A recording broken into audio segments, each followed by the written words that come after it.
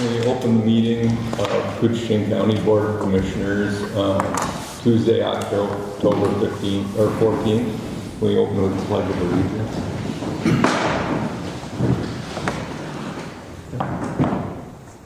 Pledge allegiance to the flag of the United States of America and to the republic for which it stands, one nation, under God, indivisible, with liberty and justice for all.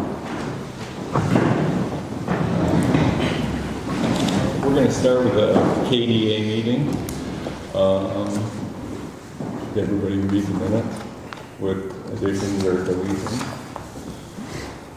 Is there any additions? To the agenda? Yeah. No. Okay. I'd make a motion. I'll second. Everybody in favor? Aye. Financial business. We approve the January through September accounting report and the July through September paid invoice vendor report.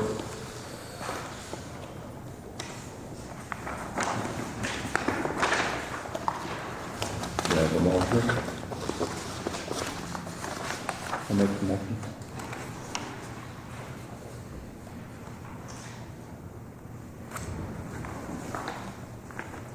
Support. All those in favor?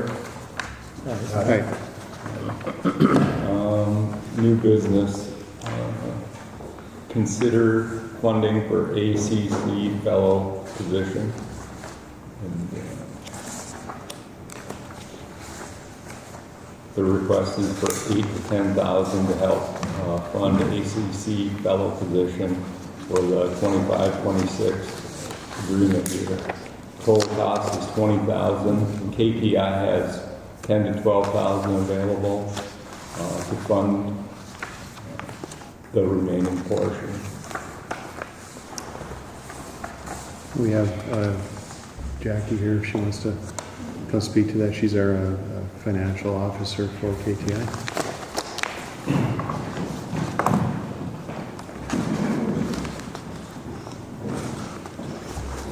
Hello. Hello. Howdy. So Justin and I met with Franklin Winters from League for America in early August. That was on the heels of an email from Taylor Stuckert, their executive director, letting us know that they were feeling the crunch, as all government is right now, and asking us if we could consider a higher amount. The actual cost for an annual service member is $35,000. The last 2 years we've paid $19,000. The first year KTI paid $17,000 for that, but the next 2 years the county did pay the whole site fee out of KDA funds. So knowing that there would be a financial crunch coming in 2025-2026 for the county, KTI applied for $5,000 in grant funds from the Marshall-Knudsen Fund, and we received that award specifically for the whole site fee. And then the city of Little Fork provided to KTI $2,000 additional dollars to help with that fee. KTI has agreed to use part of our reserve funds, just funds that we haven't spent, right? Trying to be financially frugal and keep as much money back. So we have a total of $12,000 that we could pay towards a host site fee. When we met with Franklin in early August, he asked us what our bottom line was, and Justin and I both agreed $20,000 was the max we could consider going, because we wouldn't have enough funds then to provide the service member funds to work with, right? Money to buy laptops, hold training courses, that sort of thing. Since that time, we haven't received the contract that Franklin had promised us that day. Justin did reach out to him a short time ago, but we haven't seen that materialize. And I did not reach out to Franklin or Justin earlier this week to see where that contract was at. But the goal was to have the next service member whole site fee cost $20,000 for KTI to pay in 2025 and the county to pay in 2026 or in 2025, depending on where you thought funds were available, if you thought funds were available, right? So kind of a chicken and egg. So our 2026 budget request reflects an extra $10,000 for a host site fee. So if you approve something today, then our request for the 2026 budget would be reduced by that amount. And we're hoping to host another fellow this coming year. They've already started their service year, so we're a little bit late in getting out there, but they will still take on new members. They've done it consistently throughout the few years that we've been working with Lead for America.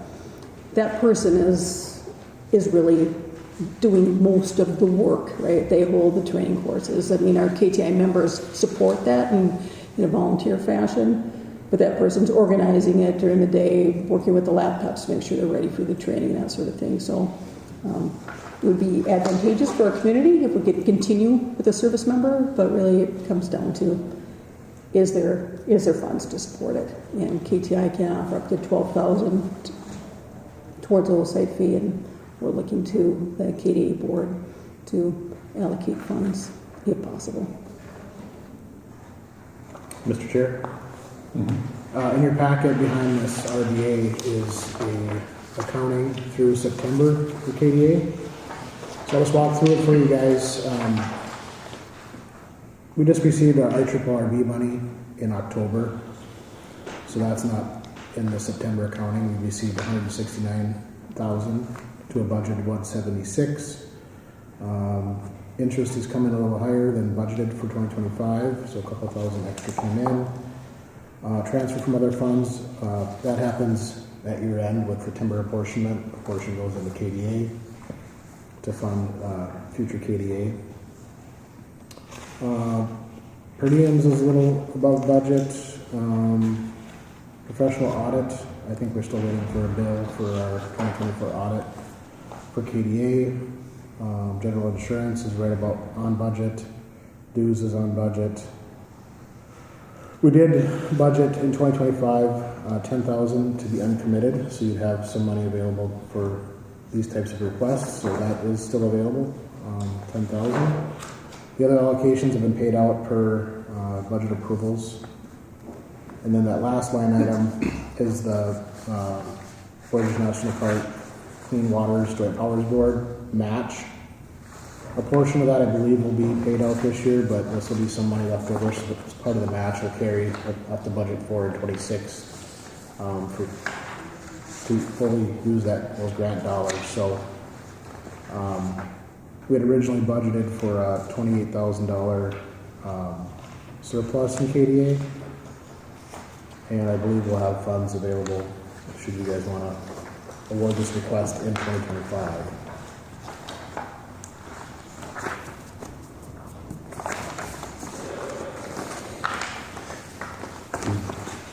Would we like to approve $8,000 for the funding of the ACC?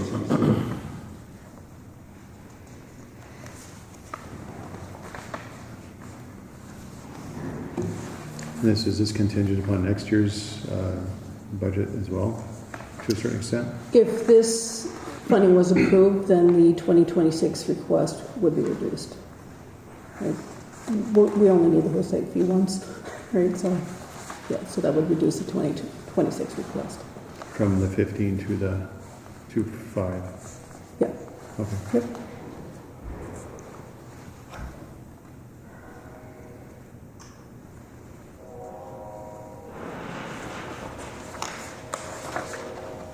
And we can then kind of move forward in getting the fellow onboarded. Correct. Yeah, that we would just fast track getting a service member in and putting them to work. And if this kind of falls apart through the ACC, if they're not able to do that, then there's no we would money be to recommitting. Okay. Yep. I would move that we grant a funding request of $8,000 to KTI for the ACC fellowship position for the 2025-26 agreement year. The total cost is $20,000. KT will now be responsible for $12,000 of that funding to fill that obligation. I'd second that. All those in favor? Mr. Chair, we haven't seen the contract yet. Do you want to review that? Contingent upon the review of the contract? Can we amend that? Certainly. Does that work? Both of you? Want to vote again? Yeah. Do you want to include the, Yep, absolutely. okay, I'll second that. all right. All those in favor? Aye. Is there any public comment about KDA? All right. Great, thank you, Jackie. Thank you so Yeah, much. thank you. Mr. Chair, I don't know that we got a motion to approve the last minutes. I know we mentioned the minutes, but we talked about the agenda. Oh, Do we okay. want to approve the minutes from July 8th? Yeah. I'll make the motion. I'll second. All those in favor? Aye. Can I get a motion to adjourn? Make the motion. Support. All those in favor? Aye. All right. Now down to the regular county meeting. All right, thank you, Commissioner. Welcome everyone to the Koochiching County Board of Commissioners regular meeting for Tuesday, October 14th, 2025. I propose a first order of business under county business is to approve a proposed agenda with additions and or deletions. Do we have either today? No. We have no additions or deletions. So with that, I would ask for a motion to accept the agenda as presented. Make the motion. Thank you, Commissioner Hill. I'll second. Thank you, Commissioner McIntyre. Any discussion on the agenda? Hearing none, I'll call the question. All those in favor signify by saying aye. Aye. Aye, opposed? And the motion carries. The next item is to approve minutes from the September 23rd, 2025 regular meeting. I'll make the motion. Thank you, Commissioner McIntyre. I'll second it. Thank you, Commissioner Roach. Any discussion on the minutes? Hearing none, I'll call the question. All those in favor signify by saying aye. Aye. Opposed? And the motion carries. Thank you. Next up is financial business. The chair today would accept a motion on items A, B, C, and D. A being approved September summarized payment listing, B approved September payroll and ACH vendor payments, C approved courthouse claims, and D approved highway claims.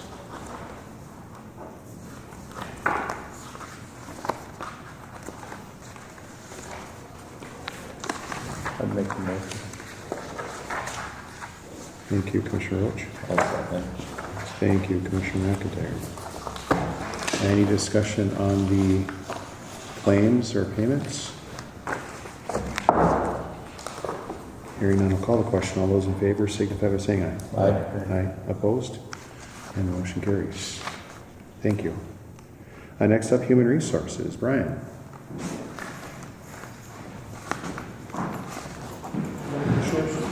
Morning. Good morning. Have a few things today, Brian. I do. First up, I have a 4A, which is the notice of employment separation of 3 seasonal workers: Charlie Phillips from EVS, Thatcher Jenkinson from Highway, and Aiden June from Highway.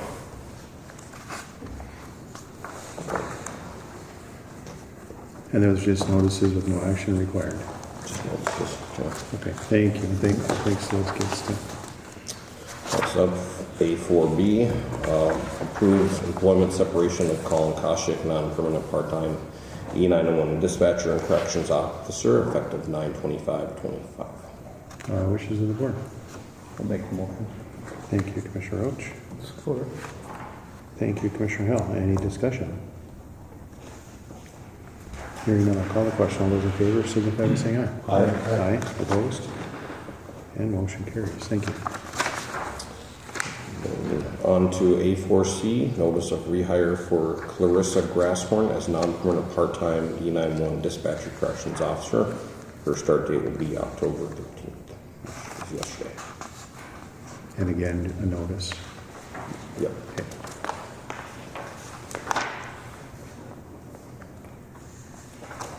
And as far as A4D, I'm deferring to Adam. Sure. We had a lateral transfer from the administration department here a few weeks ago. Our accounting specialist transferred to the sheriff's secretary position. And so we took the time to review the position, the need for the position, and the job description. And met with personnel committee yesterday to talk through my recommendation to the personnel committee, which was to make some modifications to the job description to better serve the county, but to also fill the position. This position primarily does accounts payable for the county. Traditionally, the job description talked about accounts payable for the courthouse.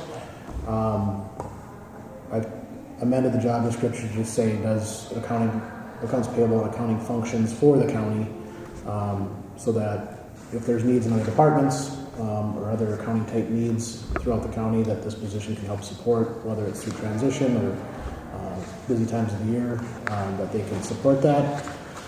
The other changes in meeting with our auditor treasurer was with some of the election changes and early voting that's now allowed 18 days prior to voting day or election day, that their office is going to be swamped with needs, and rather than trying to hire temporary voting judges and things, so I added that to this position, that they'd help support elections during election time, and they would office down in the auditor treasurer's office, which they have historically, but they'd also help with any busy, counter traffic with tax season time. Those girls are pretty busy down there, during those times. So just some slight modifications to better support those county functions, but the personnel committee made a unanimous recommendation to the board to approve the job description as amended and to fill the position. All right, wishes of the board. Make the motion. Thank you, Commissioner Roach. I'll Thank you, Commissioner McIntyre. This time. Any discussion?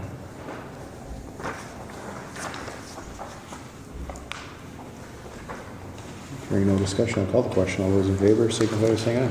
Aye. Aye. Opposed? And motion carries. Thank you. All right, on to A4E, approve retirement employee separation of Nicole Obert from the public health nurse position as of December 1st, 2025, and backfill the position. Wishes of the board? Make the motion. Thank you, Commissioner Hill. I'll second it. Thank you, Commissioner Roach. Any discussion? Just a little bit of discussion. We're continually discussing these things as the budget cycle goes on. So, everything is being looked at closely now and probably for a while here to get us into not only next year's budget season, but the year after that as well. So we're just kind of assessing all the positions. I think I think the administration, Ryan and Adam and the directors are taking a good long look at these. So appreciate that. But, any other discussion? Hearing none, I'll call the question. All those in favor, signify by saying aye. Aye. Aye. Opposed? And motion carries. Thank you. Thank you. And then on to A4F, approve retirement employee separation of Susan Wadaga from the public health and human services accounting technician position as of December 1st, 2025, and backfill the position. There is already an accounting technician position that is vacant there, so that will leave them with 2 spots open. So we're just replacing one to continue on to your discussion of looking at positions. Just for clarification. And Brian, I don't think that's the right title. I think it's accounting, Is it a specialist, Derek? That's an accounting tech position. accounting check, but not in public health. Wrong. I think it's an STA too, just so we have it right in the minutes. Stand corrected.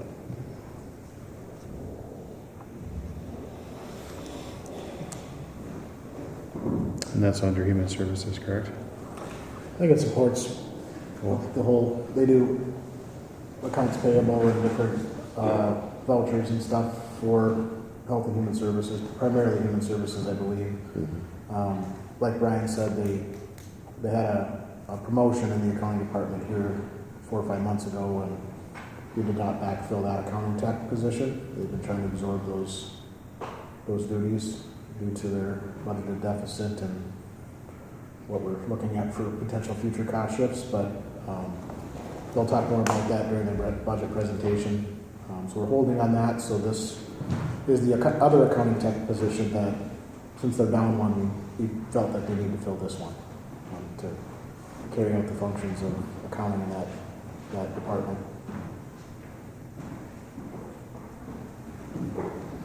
Okay, wishes of the board. I'll make the motion. Thank you, Commissioner Howell. Or, Thank you, Commissioner Roach. Now discussion.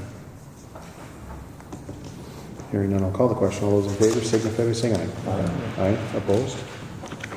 And motion carries. Thank you. Thank you. Thank you, Have a Brent. great day. Appreciate your time. Thank you. All right, next up is consider approval of off-site legal gambling permit. The summary is requesting board approval of the LG 220 application, 220 application for exempt permit for the International Falls Bass Championship on behalf of the Rain Lake Sport Fishing Club.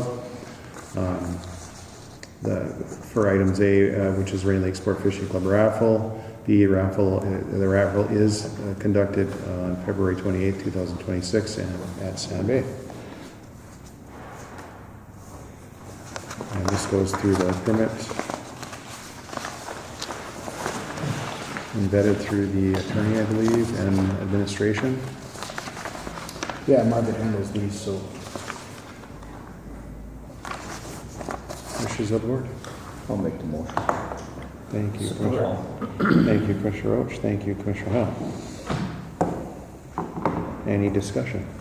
It's a good little fundraiser for the sports division. Yep. Yeah. Ace permitting. Yeah, there's lots of people out there usually. Yes, there is. And they have a seniors house that they keep going, so if seniors want, or handicapped people want to go out there and fish, have a nice warm place to go. Always a fun time. Any other discussion? Hearing none, I'll call the question. All those in favor signify by saying aye. Aye. Aye. Opposed? And the motion carries. Thank you. Next up, we have consider approval renewal of county group health insurance. I'm going to hand this over to Adam because sure. So this year we were on a one-year rate contract for health insurance for our employees through the Northeast Service Co-op. We've been with the co-op for several years now. However,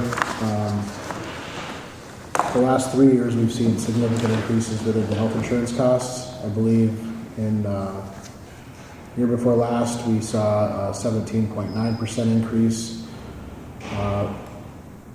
Last year we were looking at, I think, about an 18% increase. We changed our plan design, increased deductibles, and brought down it to about a 9.2% increase. The co-op goes out. The co-op represents several public employers in the Northeast region of Minnesota. I think they have around 30,000 members. But every 4 years they go out for RFP, and they did that this spring. Medica was their best bidder again, which is what we currently have. And then based on that bid, including our employee performance or use of the plan, our increase for 26 was 18.9% again. The county's insurance committee met several times the last couple months to review this, review other options. They didn't feel like we could continue to increase deductibles.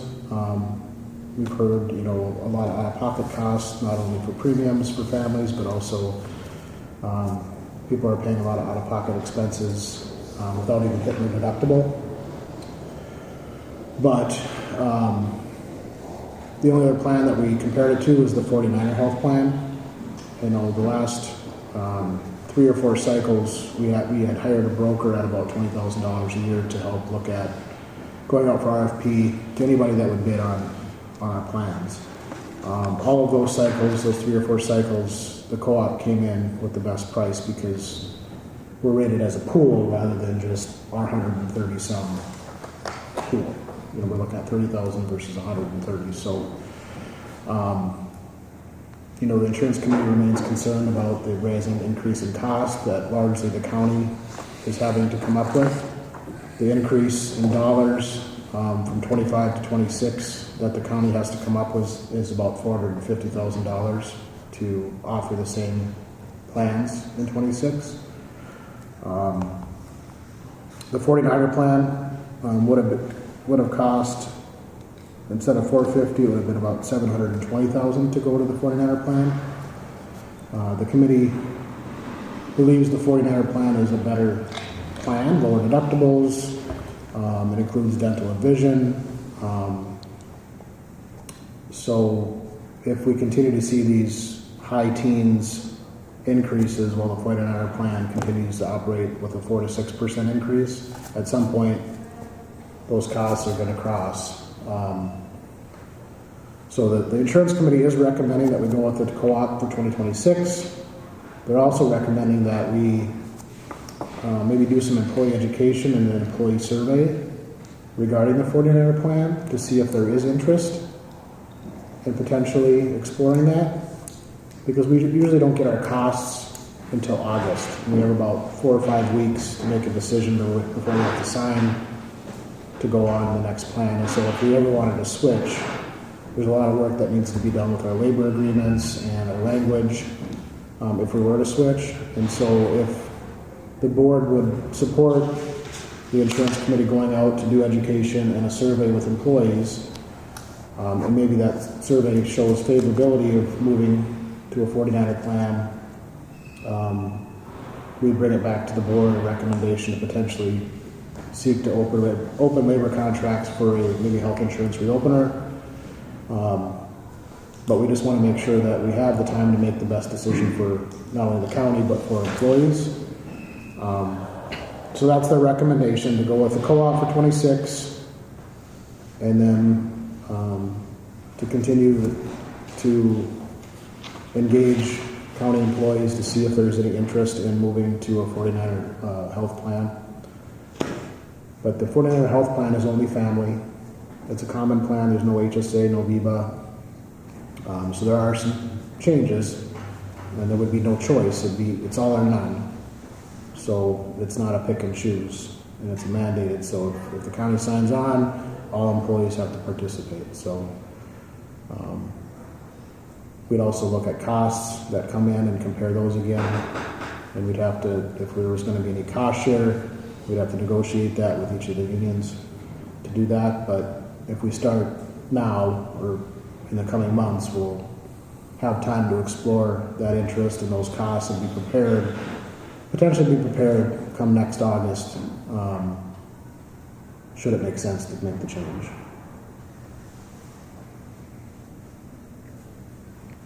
Thank you.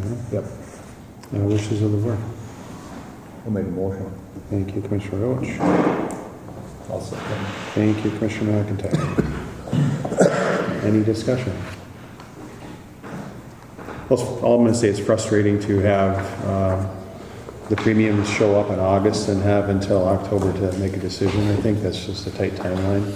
I disagree with that, but that's how the open enrollment process works. So I think it's a good idea that the insurance committee is going to meet a little earlier and maybe vet some other options earlier, just to give yourselves a little more time to look at what's available. So I appreciate that. So when mid to high teens for next year, then it'll be about even. I did some projections, and it all depends on, you know, what employees choose. If you move from single to family, that changes the costs to the county, so every open enrollment it changes. But if everything stayed the same, and the co-op went up another 15%, and the 49ers went up another 6%, the co-op would be about $20,000 cheaper. And if you did that out for 28, the 49ers would be $250,000 cheaper. So, I mean, we're on that trajectory, and unless one of them plateaus, you know, that's what we want to be ready for, is when it makes sense to make the move, or if it does at all, if there's interest from our employees, we want to be prepared for that. So. And that would be some type of the work that you'll be doing, is surveying people to see if there's a willingness or desire to do that. Right, and I think it just depends on, you know, we'll have to develop the survey and, you know, ask different types of questions, because we want to do education on the 49er plan prior to doing the survey, so people are fully informed on how they're answering those questions. Because, you know, if it comes back favorable, we want people to make sure they understood what they were surveyed for, before we start pursuing language that would prepare us for that change.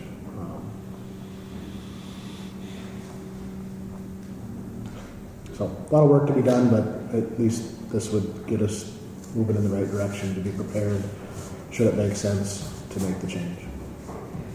Yeah, I think at those types of numbers with the increase, simple math is in the last 3 years, it's 46% increase.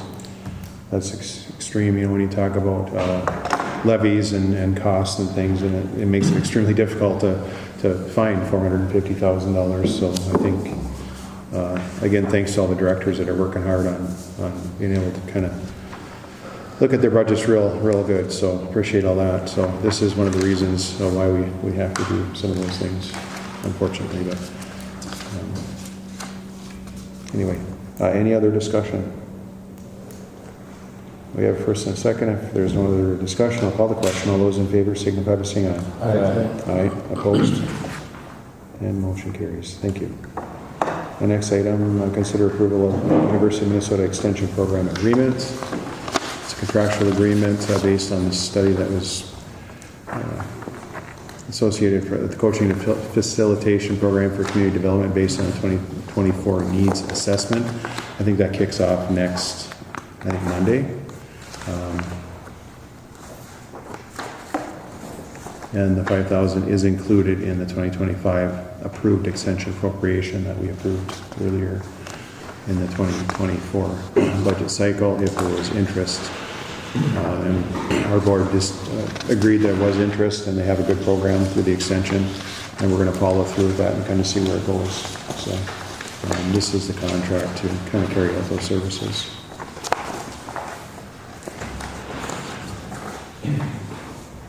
Wishes of the board. I'll make the motion to approve. Thank you, Commissioner McIntyre. Support. Thank you, Commissioner Howell. Discussion. Hearing none, I'll call the question. All those in favor signify by saying aye. Aye. Aye. Opposed? And motion carries. Thank you. All right, next up is a consider change order from Kenter Electric dated October 3rd, 2025 for the grand total of $1,087 for the installation of the heat trace at a downspout location at the Forest Sun Roofing Project. I don't know if is Dean around? I can start this Okay. one. So, the original plans drawn up for the project was to put, you know, basically heat in the downspout, so water would flow out in the wintertime and the spring, fall times. But one of the downspouts, heat traces, was missed in the plans. So until they got to their walkthroughs and determined that, we didn't call out the heat for this one. They're saying if you want it, this is what the price would be, because Kenner didn't include that in the original bid, so. Is that correct, Brandon? Correct. Yeah.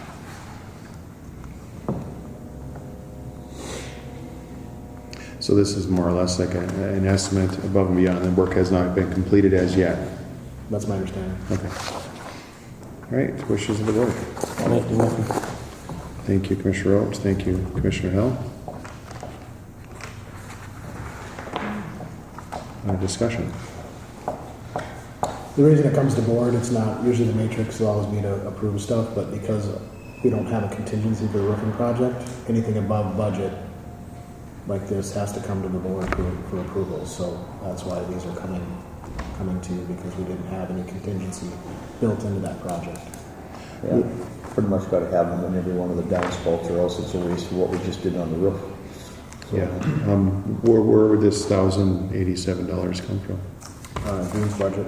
Dean's budget, okay. That looks good. Otherwise, I got the roof cap on it. Looks real nice. Yep. Yeah, I think Brandon will talk about that in the update here coming up. Okay. All right, so we have first and a second. Any other discussion? Hearing none, I'll call the question. All those in favor signify by saying aye. Aye. Aye. Opposed?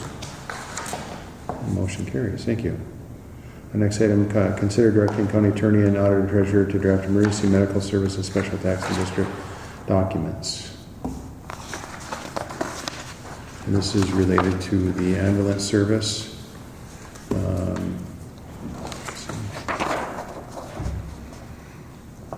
Up for consideration is to direct the county attorney and auditor treasurer to draft resolution outlining terms required by Minnesota Statute 144F. .01 to form an emergency medical services special taxing district for review by the board and to present to Rainier and St. Louis County for their consideration. In addition, to draft a contract for ambulance services for local governments to receive and provide such service for review. I'll make a motion. I'll second. Motion by Commissioner Erickson. Second by Commissioner McIntyre. Any discussion? None? Hearing none, I'll call the question. All those in favor signify by saying aye. Aye. Opposed? And motion carries. Thank you. Next up, Convention and Visitors Bureau presentation. Katrina, welcome. Hi everyone, I am Katrina Heibel. I'm the Executive Director here at the International Falls Rainier and Rainier Lake Convention and Visitors Bureau, also known as the CVB, or I like to say Rainier Lake Tourism. Most people understand that. So I've been in this position for a year now, and even after living here my whole life, I'm constantly discovering new things that make our area special. For 8 years, I co-owned retail on Main Street, and from that perspective, I know how vital tourism is to our community. We relied heavily on the busy seasons to help us carry through the slow ones. I'm married to Chris Heibel, who works for Voyageurs National Park for more than 10 years. He's also a volunteer firefighter and a board member of the Snowmobile Club. We have 2 children, and we love to spend any chance we can get on Rainy Lake. The CVB. Our mission is to promote travel and tourism that generates overnight and economic impact to our servicing area. CVB is a nonprofit organization that's funded by a 3% lodging tax, so when a visitor stays at a hotel or resort, that is collected by the lodging, and then they remit it either to the city or the county. And where is that area? That area, is that extended just in International Falls and towards the east? Yes. It does go beyond the city limits of International Falls necessarily? Correct. It doesn't go to like Little Fork or anything, but it Okay. goes out to the lake. Okay, thank you. So it is Minnesota state law that these funds must be spent to promote the area. A lot of the time our work isn't noticed locally because we are promoting outside of the region. In the last year, I've seen over 500 visitors come into the CVB chamber building. A lot from other states. Texas is huge. California, I mean, all over they're coming. But even outside of that, Australia, Spain, Holland. We had a dad drop his daughter off at Rainy College. And so we're seeing all different kinds of visitors. There's definitely a trend in guests wanting to visit all national parks, so that is huge for us. And according to the National Park Service 24 report, just about 200,000 visitors came to Voyageurs National Park. Explore Minnesota has a $24.2 billion annual impact from tourist tax dollars coming in. and every Minnesota household saves over $1,000 in taxes because of tourism. They are visiting our area for fishing, national park, wildlife. Northern Lights is becoming a huge trend of people coming for the dark skies, and we are an international dark sky sanctuary. They're coming for RVing, outdoor rec, all those kind of things. Winter, outdoor rec, event reunions. A lot of people are coming for the Nexus interviews, Canada, of course, and business meetings and working on the infrastructures. A lot of our lodging noticed a huge increase in visitors in September, and so that was really great to see. We have a total of 38 lodging facilities in the area: hotels, motels, cabins, short terms, houseboats, and resorts. So thank you guys for putting in the work for the short-term regulations and licenses. I appreciate that. Lodging tax from 2010 to 2020, lodging tax averaged about $165,000 annually. Since the new motels like American, Cobblestone, Cantilever, Nomad, and the short-term rentals, there has been a 57% increase in lodging tax over the last 5 years. And this past fiscal year, from 24 to 25, we officially broke $260,000 for marketing lodging tax dollars. We can estimate that millions of dollars are flowing into the community through the 5 to 7% ripple effect. They're not just staying at lodging, but they're also going to the restaurants, retail, attractions, gas stations, and more. And when a visitor comes here, they're often falling in love with the area. They might return again. Some might buy a cabin or even start a business, and that's the long-term halo effect of tourism at work.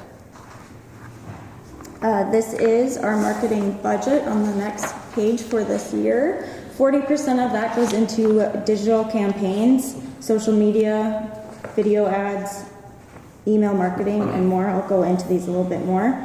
20% is print. We still see a value in that, especially for the older generation. 30% is into broadcast media. 5% is into direct membership, so that's sending out travel guides to people requesting that, and then like the snowmobile memberships as well. 5% is into content creation. The last few years we invested heavily here for professional video content, and now I'm doing a majority in-house. This next graph is our Google Analytics to our website. It is now over 120,000 views for the year. They increased tremendously in April when we started doing our digital ad campaigns with Google and Facebook ads. And then you can see too, it might be a little blurry, but you can see users by state. So the surrounding states are high, Texas is high. We don't typically see a lot of the Dakotas, they're usually going west, but we would like to see more come our area. Social media, our Facebook has over 17,000 followers and it's rapidly growing. Many of our Reels videos are consistently hitting over 10,000 views, and that's helping us reach a broader audience beyond our region. We use engaging seasonal content to spotlight events, attractions, and local businesses, and it's working. Print ads, we're still doing some print, and so we're in like Minnesota regulations, a lot of the snowmobiling magazines, outdoor news, Minnesota Outdoors, Milwaukee magazines, and then our broadcast media, we do a huge campaign with the Minnesota State High School tournaments that had a combined of 2 million views. So we do ads and commercials during those games between the hockey and basketball, boys and girls. We do a fishing episode that's filmed in the spring and fall with Midwest Outdoors, and then that's broadcasted regionally and to the surrounding states. And then we have a campaign with KSTP, Twin Cities Live. We do a 10-minute segment in the spring to get people here in the summertime, and then we have a bunch of ads and commercials going with them as well.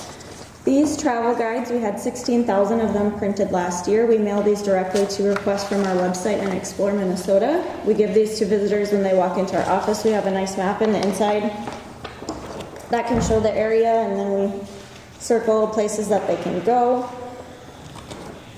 We distribute these to visitor centers across Minnesota, also share at events, trade shows, and with local businesses. This helps promote lodging, attractions, dining, and seasonal activities. These guides are also digitally on rainylake.org.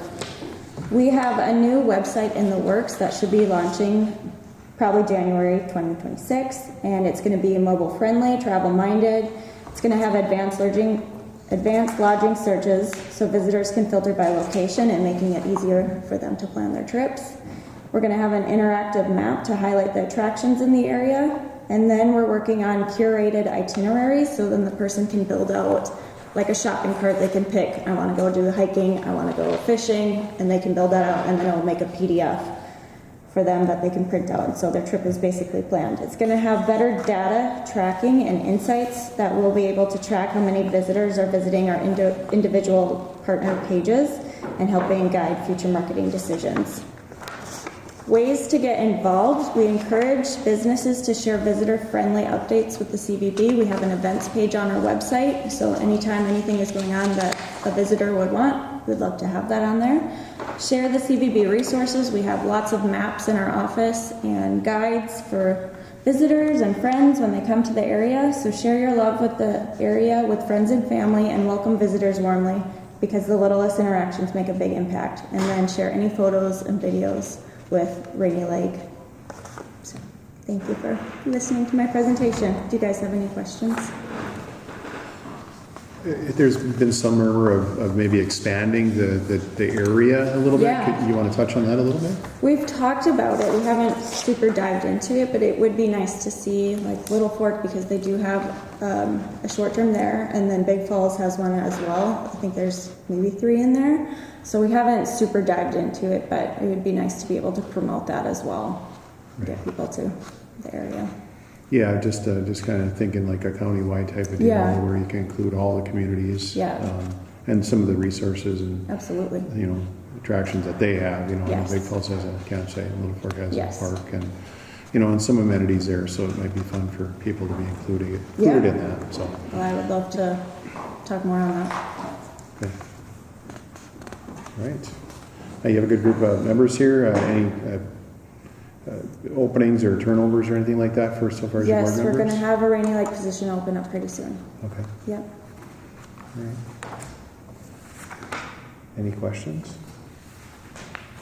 You ever heard of barriers to getting to the area, or things that our community could enhance that would have repeat visitors or other visitors? I think now that we have the new motels and hotels in here, that has really opened up more people coming to the area. I mean, it's just the distance. People don't always want to drive the 5 hours, but a lot of people are stopping, before then. But we have the border that people is unique for them to, see Canada, and so there are a lot of staying here and visiting a day over there. So that is unique to us. So I would say that's probably the biggest barrier is, are they going to travel all the way? But the national park makes it really enticing. And you sit on the board, I see. Yeah. Another thing is the ATV. I would love to see the trail. I know you guys are working on it. I say that. Yes, the ATV would be huge to get it all the way here. Yes, it would be. Yes. Because that connects everybody Yes. all together throughout northern Minnesota. You can go anywhere once Yes. you get to International Falls. So that is a big thing. When they come here, they're like, where are the trails? And I have to send them half an hour down. So would love to see that. Yes, we're working on that Okay. very hardly. Thank you. Any other questions? Well, thank you. Thank Yeah, you thank you guys. very much. Appreciate you guys. Thank you.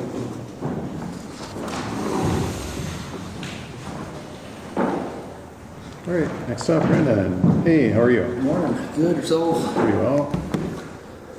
So we'll skip to the second page.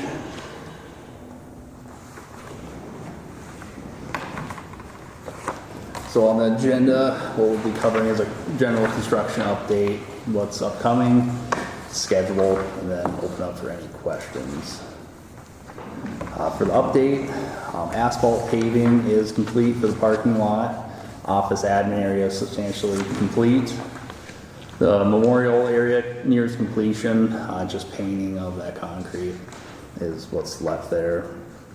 Furniture installation is substantially complete, less a couple of refabricated items.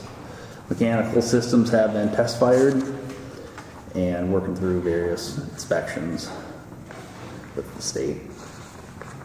Upcoming, complete remaining flooring activities in the detention area. Install the remaining furniture items. That's going to be on November 4th. Mechanical, electrical, plumbing, final inspections. detention fire rated glazing installation. As we all know, we had a little hiccup with that on procurement, but we're tracking well now.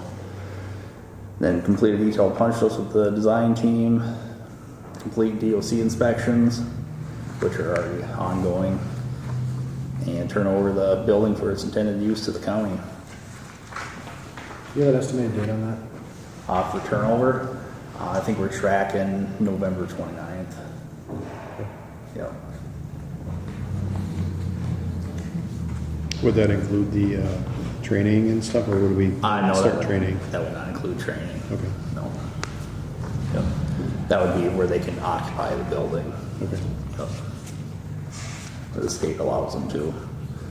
So this first row of pictures, that's your parking lot. What are those two posts? What's the light post? That's for signage, like handicap signs for handicap parking. Oh, okay. Yep. Under Wagner scope. Next set of pictures, that's your rooftop chiller. Then the inside view of your mechanical penthouse. A lot going on in that ceiling there. Lots. And the next row is your commercial kitchen. And move on to the next page. That's your office area. On the right, that's Perrin's office. And then your deputy workstations on the left. And on to the next page, another office, and then one of the corridors coming off of the lobby. Right to the north of the lobby. Next page, it's your natural gas service coming into the building, and that's on the right is preparing to pour the monument. 2-foot thickened edge slab, a lot of concrete. Move on to schedule. Site improvements, we're tracking October completion date of the seating and then the remaining concrete, which is complete. You'll see they're doing black dirt as of yesterday and finishing up today. Punch list, that's scheduled for late October. We'll do a full building punch list and distribute that to the contractors. Detention, fire glazing, that we're tracking an installation of early November. Final MEP inspections, November 17th. Going to do a full building inspection with the state, along with Department of Health for the kitchen and so on.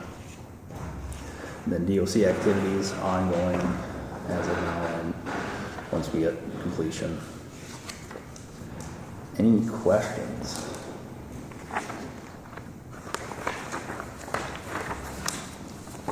Anything? We're getting close to the finish line here, eh? Yep. So that's good. Tour at noon. Right, yes. Yep. Anything else coming? Yep, yeah, we'll have like the Woods County at noon for a tour of the jail. I haven't seen myself for quite a while, so it'll be interesting to see what's going on in there. Yeah. Everything. So appreciate you setting that up and Yeah, for sure. working with us, and then you're kind of working ahead a little bit at the public viewing, perhaps stakeholders and a public presentation or tour of the facility. Yep, we can do that as well. Yep. Closer to maybe completion or obviously prior to opening. So Yep, once we get occupancy, I think that'd be a good time to do it. okay.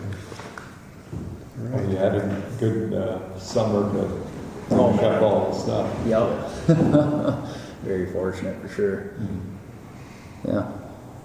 And then the roof over there at the forest line, that's pretty well good to go now? Yep, that's complete. We did a punch list, and there's a few items in Nelson's Court that has to be completed. Canner Electric, they had some really good work up there. So I think I had one punch list item that was just they had to drop heat tape that was coiled up in the roof.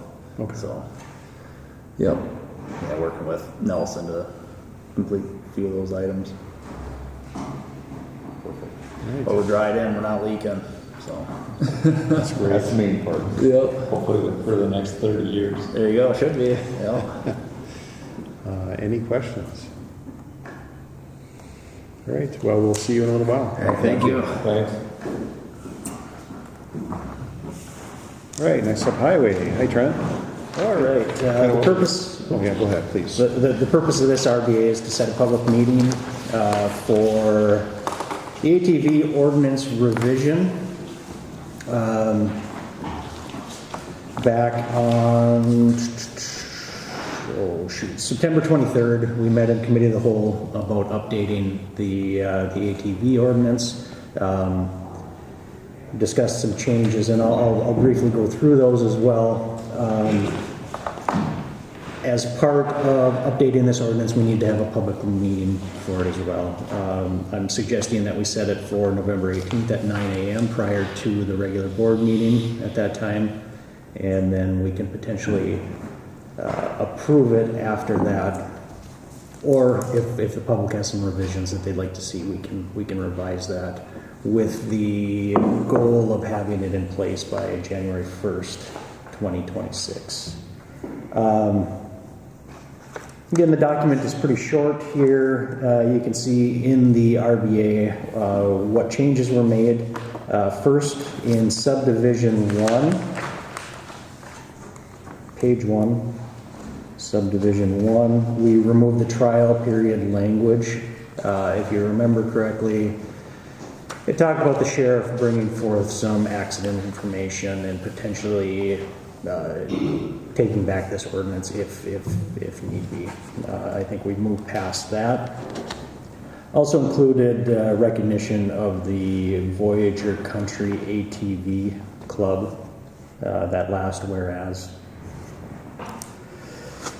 Subdivision 2 expanded the ATV definition using Minnesota State Statute 84.92, Subdivision 8, Subdivision 9, and Subdivision 10. In our previous revision, we just had Class 1 ATVs. This includes Class 1 and Class 2. References Minnesota State Statute, so we don't have to update this if the statute changes. For reference, I also included that state statute. Okay, subdivision 4, this was in reference to the speed limit. Originally, it was a 20-mile-an-hour speed limit. I did talk to the county attorney, and he suggested some language update from what I had in the board packet. Language update includes, let's see here.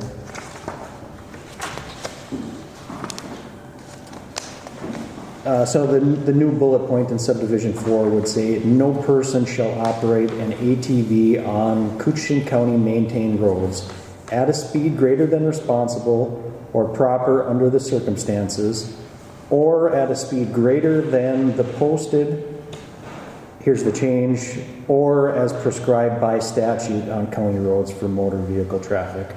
Originally, in the revision that I sent out in the board packet, it talked about posted or non-posted, and also referenced state statute. County attorney thought that language was a little clunky. I have included the state statute, though.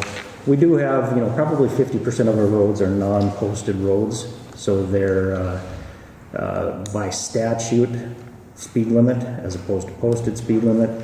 You can see 169.14 subdivision 2 under bullet 3 there. 55 miles per hour is our unposted speed limit by state statute. Yeah, that's very reasonable. Is that reasonable? Very reasonable. Okay. And then the other change is just in subdivision 6, the ordinance would be effective on January 1, 2026. And that can certainly be changed. Just to give you an update on it and hopefully set the public meeting today. All right, thank you, Trent. We're working and getting, we've been a few of you kind of working at it and looking at it and stuff, so I appreciate getting it modified and updated and getting it ready, basically. Yeah, I'll say Nathan's been the driver on this, so. It's a major for us to get our speed limits and all of our stuff to match all the other counties, so that's where this all came from. So people traveling don't come from one county to another county, and speed limit in one county is 20 and their county, other counties 40 or 50, and everybody's getting tickets and citations, and then they don't want to come back. So just trying to get up to date with everybody else. Yeah, and then the big one is the class 1, class 2. Yeah. As well. The 20 mile an hour speed limit that's pretty soft. Yeah. Yeah, and I think this ordinance promotes safety as well, you know, to be responsible and act responsible and drive responsible. So I think it's a very good wordage. All right, so you're proposing to set the public meeting for the ATV ordinance as presented for November 18th, 9 a.m. Would there be an offer of a motion? I'll make that motion. Thank you, Commissioner Roach. Support. Thank you, Commissioner Hell. Any discussion? Hearing none, I'll call the question. All those in favor signify by saying aye. Aye. Aye. Opposed? And motion carries. Thank you. Thank you. Thanks for all the work on that. Thank you.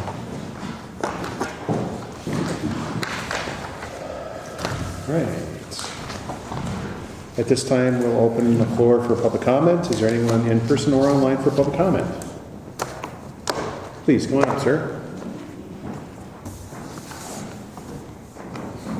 It's been a long time since I've been up here. Welcome. Would you mind stating your name for the record, please? Jerry Randolph, 3509 Town Road 113 in Rainier, Minnesota. I'm here in regards to the memorial, Veterans Memorial. I was involved as post commander and District 8 commander for the Veterans of Foreign Wars when the original dedication of the memorial was made years ago. And a week ago or so, I drove by and saw the cement work being done. Very impressed with it. Then I drove by and saw 4 cement slabs with their backs facing the streets, and all my comrades facing the new jail, and the public looking out onto the street. I think the memorial is 180 degrees wrong. The public should be able to go by and see the brass plates with all my comrades and brothers and sisters on it. And I just talked to the representative who mentioned the memorial, and he said it'd be up to the county board. All they have to do is drill a few more holes and turn it 180 degrees so the public can see our comrades. And last night at the VFW Veteran of Foreign Wars meeting, I brought it up, and my fellow comrades said, well, what the heck? I said, let's see if we can get it changed. So here I am. Well, I appreciate you stopping in and letting us know about that with no disrespect at all to your service or anyone's service, honestly. And we can certainly and will. And maybe we could set up a time with you to go and kind of see what the placement you're talking of. Would that be possible? Yes. Basically, the slabs, cement slabs, would be back to the jail with the brass plates facing the street. The bench for people to sit on would be just 180 degrees from what it is set up right now. Basically, that'd be turn it 180 degrees. The flags, I'd like to say it looks beautiful, except for facing the wrong direction. Yeah, so they all kind of face north. Yeah. So, I'll say somebody sitting in jail looking out the window, if that's where they can, they'd be seeing the back side of the cement slabs instead of the names on the wall. Mm-hmm. I drove past it yesterday, and that's exactly what I thought, is that it should have been turned around so you can see. You were instead of looking at the backs of them. So I agree 100%. If you wouldn't mind, if we could get maybe Adam could take your number and stuff, and could you be a contact? And then maybe when we if we can set up a look at this, would it be okay to contact you and? Anytime. Okay, and then I'm we'll- retired, Okay. U.S. Navy veteran, and I just think, I was, like you said, I was involved with the original dedication of it, and I think it needs to be changed. Thank you for agreeing. I apologize for that oversight and not collaborating. I think there's been some communication earlier on, perhaps, but not a follow-up conversation. So I apologize for that lack of. No, it's it happens. I know that originally there was a big discussion on some things with it.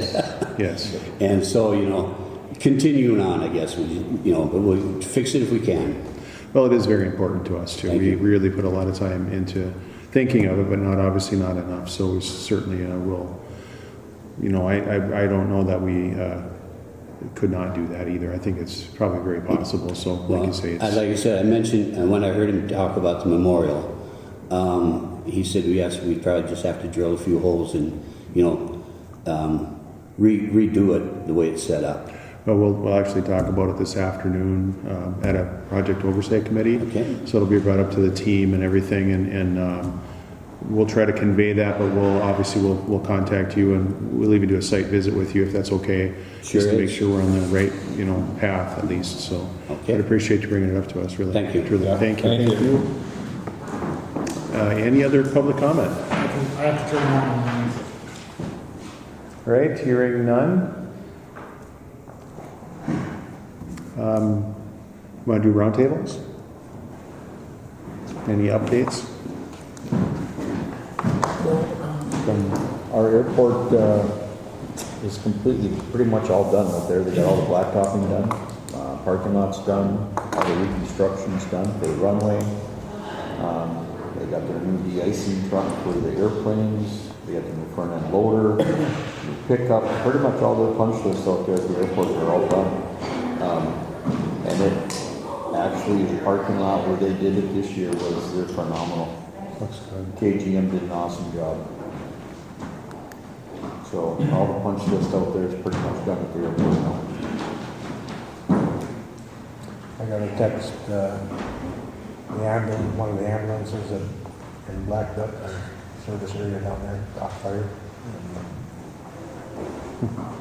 Well, it was in the building, but I think they got it out and didn't, the ambulance is not usable, but the building's fine, and they have, still have another ambulance, something about the refrigeration, the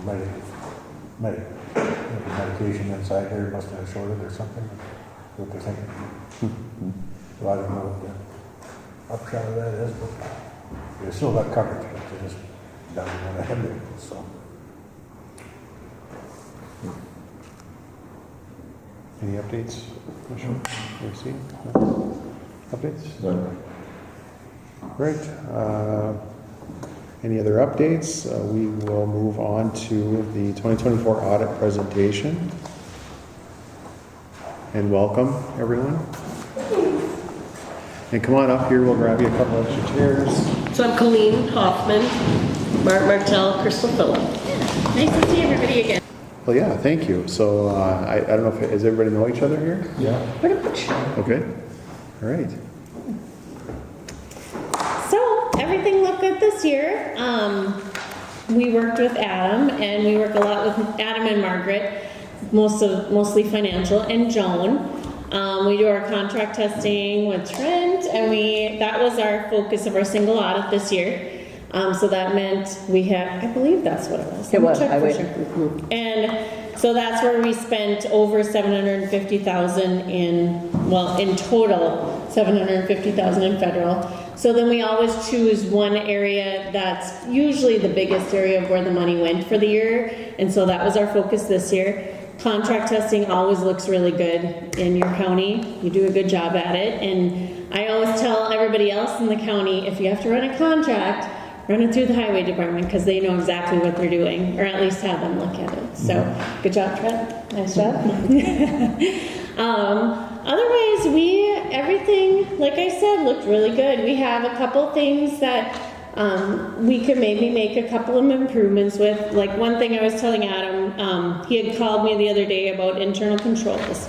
And so with that, it's what the one finding that you have in your audit report, and that is across the board probably the one that almost every one of our audits have, just because it's hard to segregate and do those different, separate those duties between every department. You know, you might be able to do it in admin, but it might be hard to do like in social services or in environmental, or you know what I mean? We have those different departments, and it's not always easy to separate segregation of custody, record keeping, and authorization, right? But there are ways we can go about that, and I was talking to Adam about getting a policy in place, and that's typically really just start with a template and then customize it to your county. And AMC, am I saying that right? AMC? I get mixed up with the city one. But they would probably have a good template, or Colleen had a good point. We were talking this morning, AI could probably create something for you too. But really, it's to get your controls in place, and once you step back and look at them, to make sure that we have, you know, do we have a good checks and balance system? And if something ever did come up, if there was ever a fraud, let's say, of any sort, how long does it take to get caught, right? And so we want to prevent it in the first place, but then we want to be sure that there's some way to catch it too. So just because we have a few departments within the county itself, and they kind of regulate themselves a little bit, but we like to see that centralized, like check writing and different things like that, centralized payroll, and we pretty much do that. That is centralized. Even for our bill alone, we get 2 checks in the mail, 2 envelopes, you know, and that could probably be streamlined a little bit. Actually, this year, I'm the one that sends the billings out for the audit. We do periodic billings based on how much time we have finished. And I sent, I don't know if it's number 2 or number 3. I think it's either 4 or 5 bills. It's usually 1 a month until we're done. And the one bill I sent, and we got paid, overpaid. Like, one check got written and mailed to us for part of it, and then another department wrote a check and mailed it to us for their department separately. Mm-hmm. So both bills got paid. I mean, we're going to take it out of the final bill. We'll subtract that amount out. But how many vendors could get double paid and not even say anything about it? Would it ever get caught? Would it get caught? You know, those are the kind of things. And then we had an instance this year with a city. The clerk got an email from the fire chief and said, we need this piece of equipment right now. Just get this paid, and we'll run it through the council next meeting. Small city, fire department, good guy, fire chief, whatever. Mm-hmm. So they paid it, and here it was a fraud. Mm-hmm. And the email address from the person who sent it wasn't the email address of the fire chief. It was off by one letter. It was just off by a letter, but so we believe that the fire chief's email had been hacked. But it looked exactly as the fire chief usually dictated his emails, you know. And so there was the clerk thought she had the authorization from that fire chief to make that purchase. And they spent $15,000 that they did not get back from this fraud. You know, insurance kicks in at that point, but still, that's a lot of money. Mm-hmm. And so that can happen so easily. So that's why it's good to have those things in place. That's why we like a department head initial or signature on every invoice that you have. We like to see that paid stamp, so we don't have double paid items like we had with our own that we had sent here. But just little things like that. And those little checks and balance systems make a big deal. You know, they all add up to one big, safer environment, if that makes sense. So just something to look at, and that would be probably our one thing to just work towards improving on. And it's a constant. That's something, I believe your internal control documents and things like that, that's going to be something that'll constantly, it'll be like a floating document. They might continuously change. And especially in the IT world now, Like, there's just so much that can happen, and there's so much security that needs to be in place there. And really, you have very good security. We have a lot of trouble getting on your system when we try to come here and actually even just get on the Wi-Fi to access our network. So you do have a very nice, tight security system, and I think the IT department does a very good job here, is from our standpoint. But otherwise, yeah, that would be just pretty much our one recommendation to just be aware of and probably work towards for the year. We're just getting it written down. What is your process for claims? What is your process for receiving? It's just getting it documented. Here's what it is. Here's what we're going to do to monitor it. Yes. And then too, constantly thinking about, I mean, we do have a medium-sized county, but there are some places where do we have cross-training going on? You know, how many people know how to do the payroll system? You know, like, let's say your payroll person couldn't come and do payroll. Do you have somebody else who can do it right now? You have 2 people. You know, and that's a big one because it's like every 2 weeks. You know what I mean? So just something to think about. And the same thing with, you know, even reconciling the bank accounts. Who has access to the bank accounts if something's needed? If your treasurer isn't in office for a while for some reason. You know, just little things like that. But just so there is a little bit of cross-training going on too. Yeah. We did have an audit finding from last year that we resolved. We did. And that was about publishing requirements. The statutes say you must publish within so many days after a meeting, and so we got that resolved. That was beautiful this year. So then that was your only other audit finding besides the blanket finding about segregation of duties and internal control. So that's really good because that's kind of rare that we don't have more findings. And especially since that we had to do that big major federal program this year, which was the highway department, there were no findings. That's really great. Good job. Everybody, good job. Yeah. Yeah. And then the net worth of the city went up $10 million in 1 year. So that was good. Or I mean the county. Yeah, we most of that is due to highway projects, however. I mean, you're getting state and federal money for highway projects, and you're turning that money into roads, which are assets that belong to the county. So that's how the net worth of the county goes up, is by that external money coming in to build up the assets of the county. And then also, we did do an adjustment to take out the behavioral health center that was listed in the assets owned by the county, and that's really not right. So that's what if you see on page, 17, the big statement of the activities of the county for the whole year, it shows a prior period adjustment there of $17 million. Well, that's the... No, $7 million. Oh, $7 million. Yeah. Okay, the glasses there should be right here.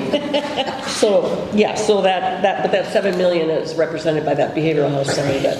We had it in our construction in progress for a few years, and really that wasn't county infrastructure or county building. So that was taking it out after it was completed. So, and part of that too is we took debt for that jail project for, when did we start that? 22, we took the initial debt, I believe, and then we took that next piece of debt in 24. So we had that debt, and now we've got some construction that has gone on, well, clearly a lot of it, at least in 24. So that added to your infrastructure, to your building construction in progress also in that, because we already had the debt, and then we started to add asset, if that makes sense. Also, the net pension liability is going down. The PRA is doing, obviously, a better job of trying to get there, so they're going to be fully funded. It's still a ways to go, but it has been coming down. So you gained about $1 million in equity for the change in the estimated liability for the county, for the net pensions, the pensions for everybody. So that's good news, too, that that's coming around. So talking about that debt that we have now, on page 45, just to give you a little visual of what we're looking at here for debt. Page 45 lists all the debt of the county, and that gives you the paragraphs on page 45 show you what they were for, when they were incurred, and what the details on each of those is. And then on page 46, you can see that it lists out all the payment schedule. So we have payments scheduled out to 2049 right now. That should be our last one for the jail bonds of 2024. So we have those 2 jail bonds, and we're gonna, we'll be paying that out of 1 debt service fund or 2? How did you have that set up again? Because we haven't started paying in the 24 yet, but I think it's in the same debt service fund, but we have them separated within the fund. And within By department. Which Okay. is great. Yep. And then another, the right to use assets, that's a new GASB that's come out, GASB 96, correct? And those are copiers now, and so we have to have a right to use asset and liability. So essentially they wash each other out, but we have to report those now. So you have $258,000 worth of copiers in the building, or in the county actually. And it's crazy, right? That is actually part of your assets now and your liabilities. So that's that last paragraph on the top of 46 talking about those. And those, as you renew those, then that will consistently switch back and forth. So up and down. We used to just budget for copier lease payments every year. Like an Just a operating budgeted expense. item. Well, now we gotta recognize the asset and the liability for that, because it's a 5-year deal. Yeah. Got that. And just, if you want to flip one more page, just to talk about fund balance just a little bit, and that's on page 48. So it just gives you line by line of what we have restricted, and that's by legislation, all those items. And then we have a little bit of committed, and then the residual of each of those accounts goes into that assigned balance. And we usually look at that general fund, and we want that to be in that 40 to 50% range, so we can hit that first tax settlement of the next year. So we want to have enough in reserve to pay our bills until then. And you are sitting at about 62%, so we're good to go. That's an excellent number. Good place to be right there.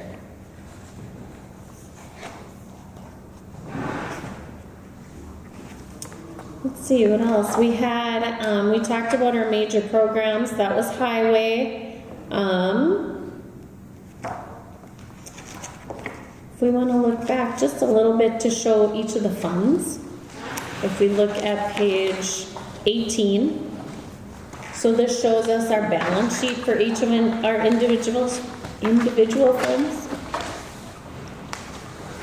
And so you can look at that second to bottom number, that total fund balance is, and you can see that for each of the individual funds there, which everything looks very good except that Island View debt service. And I think we were going to be doing something with that next year, weren't we? Were we moving that? No? I don't think so. Okay.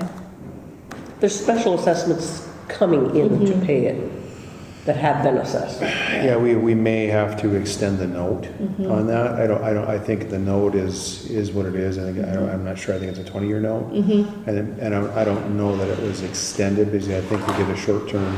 I think it's what, $500,000 over the The course. county approved, $500,000 towards the debt, the additional debt, Right. the overage. And Maybe that's what I was We're in thinking. year, Yeah. 2025 is year 2, we're paying it $100,000 over 5 years. Okay. So I think we're in year 2 of paying that.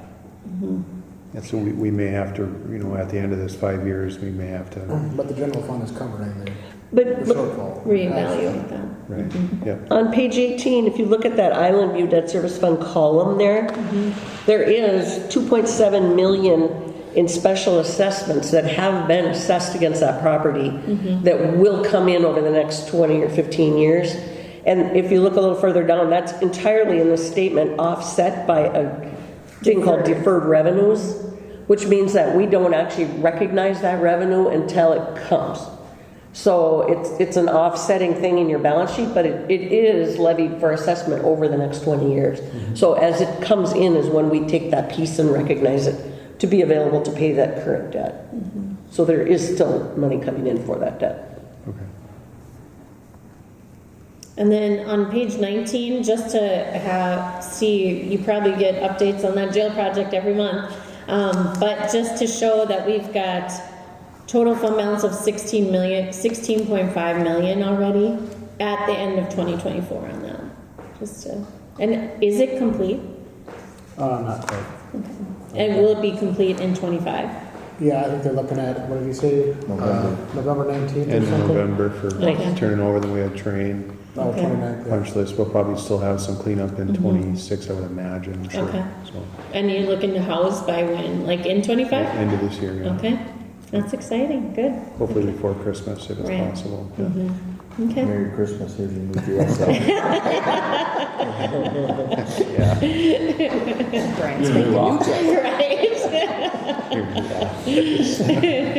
And has there been a decision made as to what's gonna happen with the old jail area there then? What are we gonna do with that? We're in discussions with the City of International Falls for them leasing the first floor for their police department. Okay. So we're close to that here. I think the contract is in writing now with the attorney, county attorney, and we should have that shortly and be able to present that to our group and then to their group after that, and then they can make their decision, Okay. final decision. So we've had some preliminary talks with a smaller group, and then we've obviously included the whole group here and the whole group there, and I'm sure they have. So and then on the second floor, I think we have some discussions on the county attorney occupying the second floor, but we have to obviously do some remodeling. So there will be some remodeling in that lower level first floor if the City of International Falls Police Department goes in there. I think prior to their occupancy, we want to get that just refreshed. You know, paint floors, doors, things like that, lights, ceilings. Do a light remodel, and then fix any deficiencies that are there. And then I think we're looking at potentially being able to budget for the second floor, depending where everything lands this year on our levies and things like that. So Okay. I think, is that fairly accurate? It's accurate. Okay, because he knows way more than I do about it. Okay, I learned that everything sounds from good. him. Right there. So, but yeah, but ongoing, it's there will be. I don't know if it'll really.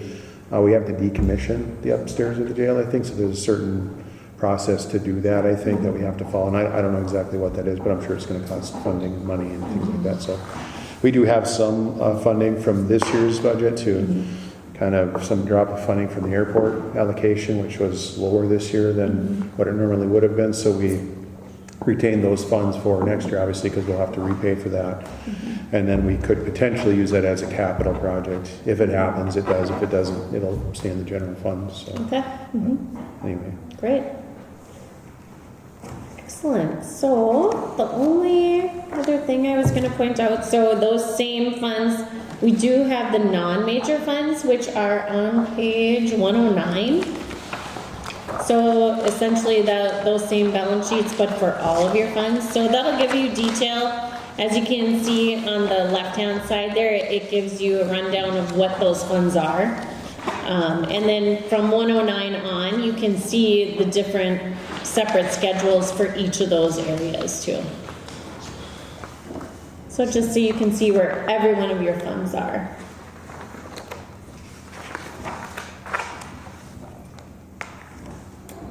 And just skipping around a little bit, again, your only finding is that segregation of duties and internal controls.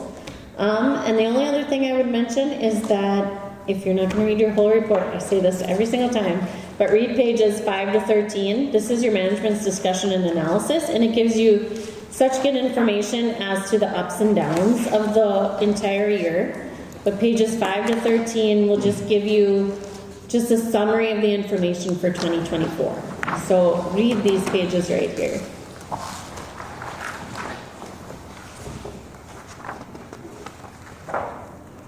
And your overall opinion is unmodified, which is the best you can have. So we're good to go there. That's very good. It's a lot of information, but if you ever come across anything that you have questions or anything that you just want to discuss, you don't have to go through Adam for that. You can just call us directly, email us, whatever works. We're right. Our numbers are right on the bottom of our letterhead there. So always feel free to contact us too. You can do that directly. Yeah, it's too bad you're so far away. We do have commissioners and council people that come to our office and have coffee and just BS and talk about politics and, what's going on with funding and, things like that. It's kind of interesting. The state auditor came to our office this summer, Julie Blaha, to discuss the shortage of auditors, audit firms.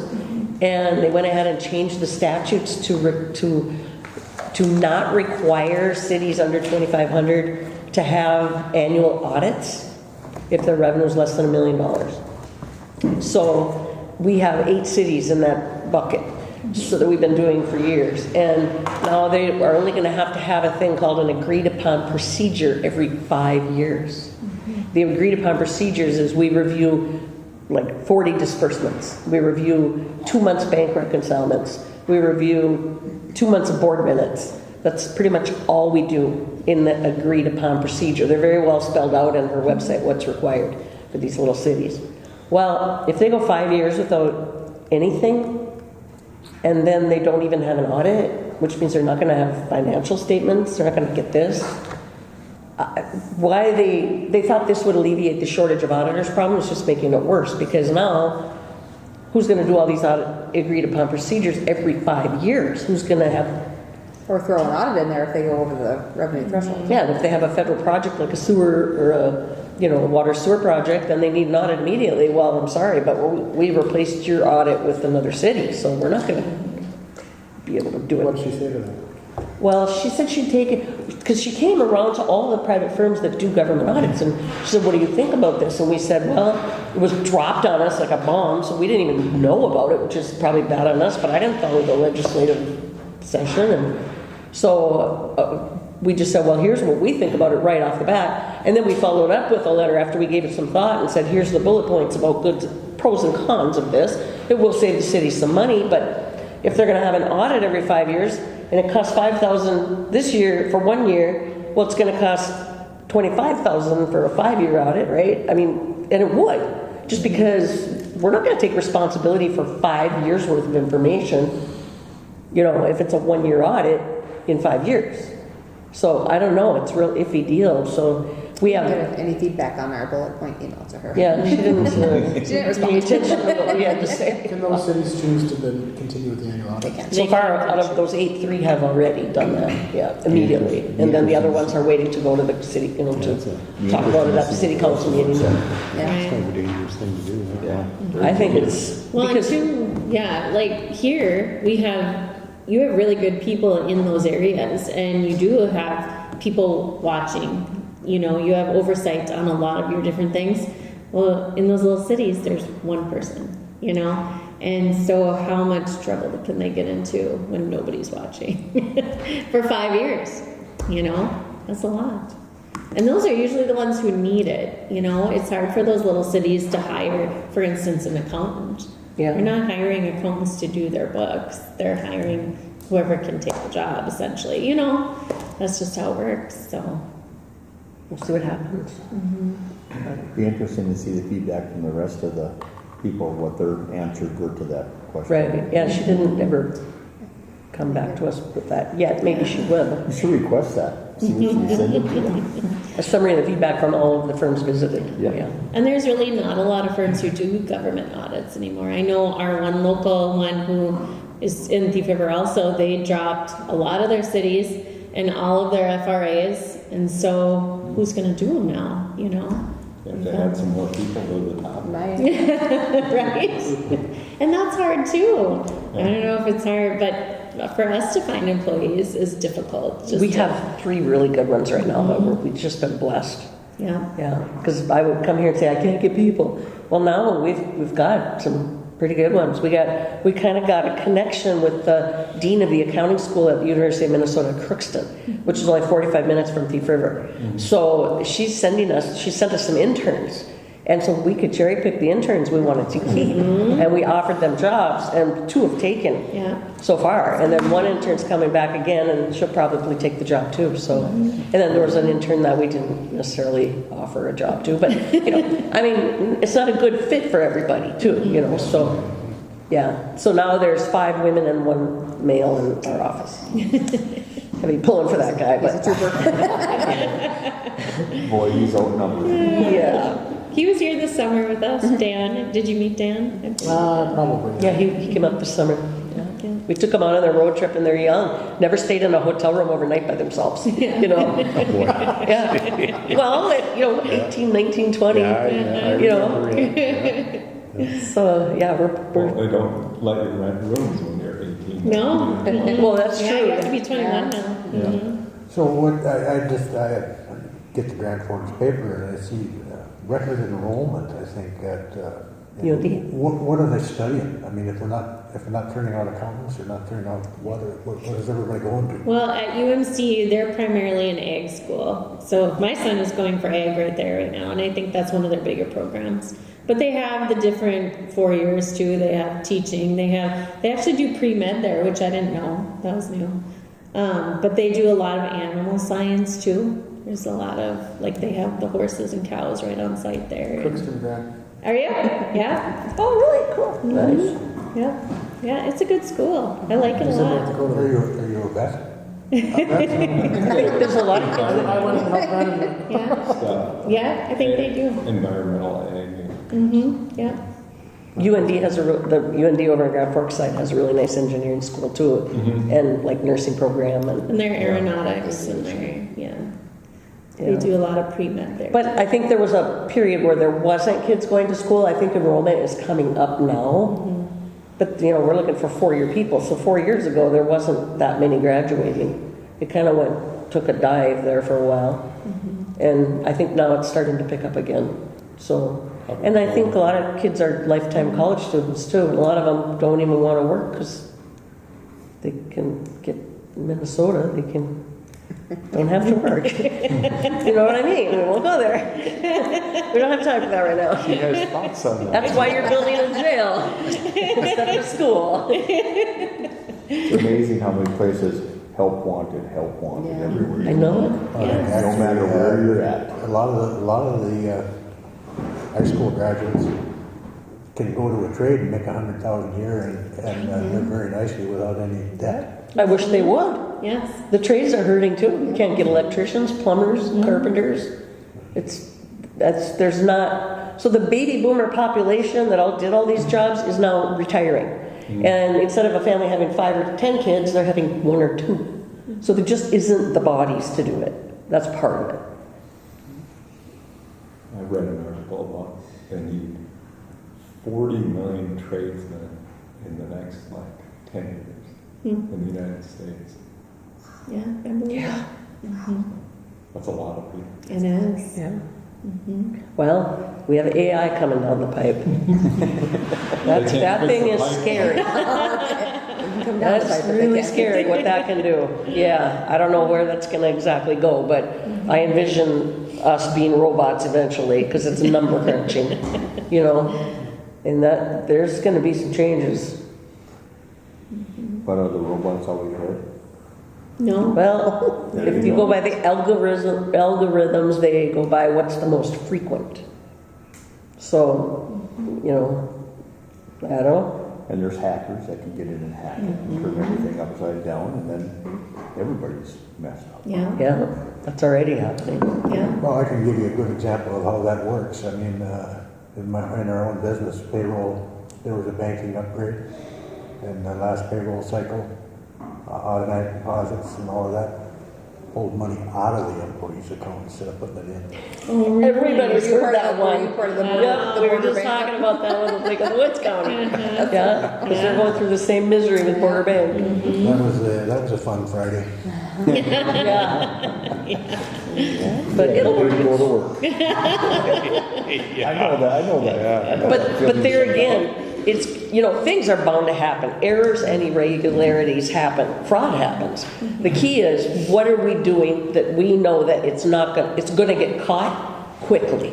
It's going to get caught eventually. Like the lady in Dixon, Illinois that stole $50 million. It took her 20 years to get caught. Well, there were controls there that would have caught that. Simple controls. Like somebody else does the bank reconciliation besides the same city clerk that's paying all the bills.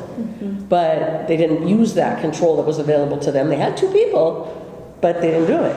So then when she was on vacation, the other person did the bank reconciliation, found it right away. Called the mayor. They called the FBI. It was bad. Have you all seen that show? All the Queen's Horses?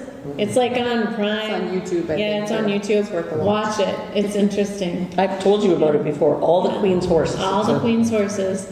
And she, Actually, one of the people who came upon it was, they didn't find it, but they were questioning the city because they were spending all this money in construction costs and nothing was getting fixed. So, always remember that. When you have a construction project, go drive on the highway. Check the road. Check it out. It's a thing. Make sure the road's being done. The neighboring Yeah. city said, why is your levy so high for construction and your roads are so bad? Yeah. And it was the neighboring city that was alerting the council to what's going on over there. Yeah. Yeah, so outside people could see it, but inside, Asleep you know, at the wheel. they have one person who's telling them what they want to hear, and you know, you Well, gotta- even worse, out of the 52 million, their auditors for the 20 years that should have caught it, or should have caught it, they paid 35 million of that. Yeah, so it wasn't all restitution on the thief. 35 million of that 52 that was stolen came from that CPA firm that did that audit. So yeah, So that like was the so bank yeah, confirmation that's what we're came talking about. You know, we want internal controls just as bad as you do. So yeah, just oversight. Department heads pay attention. What are they ordering? Who got the product off the truck? Sign for it. You know, if it's for the service, who saw the sink being fixed? Sign for it. So we know this stuff is real. Because the more bodies you get and the more that computers start taking over things, who's going to verify that this is real? I mean, there's... And just for example, again, cross-training, but like your payroll person, what if they put an employee in there that isn't real? Who's going to catch that? Who would catch that right now? Do you know? HR reviews the. Like they review every payroll? Excellent. And that's what we want to hear. Because that's so easy to do, you know? Nowadays when it's all electronic and you're not actually cutting a real check, it's direct deposit, all those things can happen just easily. So, And that's the thing with requiring vacation time too. So that payroll person is required to take a vacation. The second person, the cross-trained person, steps in and does the payroll. Well, then that second person sees something weird in the payroll and asks a question. That's a way that things get caught as well. When someone's gone. I've had that happen many times. Interesting. I think we're working towards that. Yeah. So we really are with the centralized thing. I know I won't go over into the weeds yet, but I think we're going to have a work group that's going to discuss some of these things in the future for how we can kind of consolidate, you know, some of those types of things together, and then maybe bring them in a centralized type deal, so you have, you know, 3 or 4 people that can do similar tasks in maybe many different departments, you know. So where it's appropriate, of course, but yeah, it's mind-boggling though, because everybody does something different, and it's all different type of stuff you have to learn, which is not easy either sometimes. So yeah, it's. and really, the county has taken quite a few steps towards doing that, because I believe down in the treasurer's office, if I'm not wrong, is John still here? Because I think everybody brings their deposits to you, and you make all the deposits. Yes. And it didn't used to be like that, and that wasn't that many years ago. So we're already moving towards that quite a bit. Yeah. So I mean, there's that cross training too. Just all 3 of us in our office can do the daily work and can balance bank recs. So then That's great. that's huge. It's happening slowly, step by step. good job. Yeah, that's wonderful. Yeah, that's great. Yeah. So it is moving in that direction, and really just to make sure that other areas are like that too. You know. Do you have any questions? You know our phone number's in here, right? And you Yeah. have any questions ever at all, just give us a call. And if you're ever driving through Thief River Falls, feel free to stop in. Right next to L&M. They have an L&M in Oh, do you? so- No. You don't have an L&M? Track line. Oh, track. Same as Element. We have that too. We're nestled right in between. We are right in physically between. in between the Yeah. two. Is that right? In the same parking lot. Yeah. So you got your choice. Yeah. So we price shopped on food. Yeah. Oh, that's great. This Well, was this somebody. We had extras. You got all yours? I think so. Joan, this is Jones. Oh. Well, again, appreciate all your attention to detail and, It's a pleasure. It is. You're a great county to work with. Adam's doing a great job. Everybody. We don't have, I mean, if we had a sticky department head, we would let you know. Actually, that separate letter that you got there is our required communication to you to say we didn't have any problems with any of your department If there heads. were any, If they we would did, be we would be obligated to report it, so. Or at least let you know. Usually we try to do that, discreetly, but go to Yeah. Adam first. I feel that everybody's very conscientious on their spending and how they do things, and sometimes the internal controls for spending funds, I think, are excessive even to a certain extent, because it's only, sometimes even a few $1,000s that get brought here, but, I guess that's not a bad thing either. Right. So that's- Well, we got overpaid $6,000, so. I don't know what to say to that. Did you bring us our pizza? Just saying.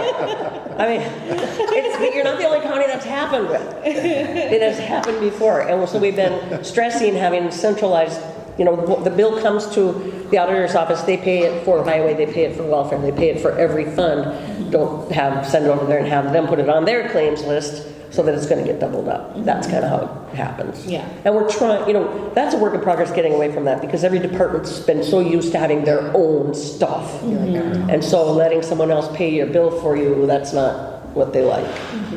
But it's, stamps are like 75 cents now. We don't want to be mailing out 2 checks. Well, if all the places send the double bill to you. Right? Well, at least you're getting it back. How many places have you double bill paid and they didn't come clean with it? Gosh. Well, that's someone else will pay my bills. Right? Actually, we look through that. We get a list printed out from the office of every vendor that you have and every payment made to them in detail. And we scan that list. Not saying we're going to catch everything, but I didn't see any large double payments to anybody. So. That's very good. Thank you. Thank you very much. Appreciate it. And you're gonna hang around for a few? Yeah, we will. We'll be walking around the jail with you guys first. Perfect. Well, we might have a room picked out for you. Yeah, we got how many of them? 40? 40, so. Wow. All right. Can I request a single? I want to remain. All right. Thank you. Yeah. Thank you very much. Do we want to do a motion to accept the audit? I don't think we need one. We don't need one, okay. All right. We will accept it. Very good work. All right. No other public comments? Any other business? No, just informational items. I just wanted to remind people we have the MC District meeting this Friday in Duluth from 8 to noon. I believe Commissioner Roach, Commissioner Sherman, and Commissioner Erickson, myself are attending. I don't know if you said you drive down separate if you're going to go, but. Yeah, I might just go down in the morning. Okay. And then a reminder that Senator Hochschild will be present October 21st at our committee of the whole. He'll be here at 11 a.m. and we can discuss legislative priorities with him. I have reached out to Scriba's office as well, but I have not heard back, so it's been about a week and a half now. I probably should reach back out to him. Just text them. Yeah, but I have his numbers, but I have his email. I got your number. I do too. Usually they coordinate together, but they didn't. He answered when he was in a canoe for crying out loud. That's no lie. He was in a canoe. I said, what are you doing? He said, I'm canoeing across the lake, whatever. And I'm like, why are you answering your phone? He does all the time. I know, and he does it all the time. Yeah, he'll be up on the island up there where he goes fishing and does guiding and stuff like that, and you'll send him a text or whatever, and well, 30 seconds later, bloop, comes back in and says, where you at? Oh, on the island doing a guided trip. Yeah, pretty amazing. It's amazing how fast he'll normally answer you when you text him. All right, any other business? Okay, no other business, I'll ask for a motion to adjourn. I'll make a motion. Thank you, Commissioner Roach. Support. Thank you, Commissioner Bell. All those in favor of adjournment, please say aye. Aye. Aye, opposed? And we are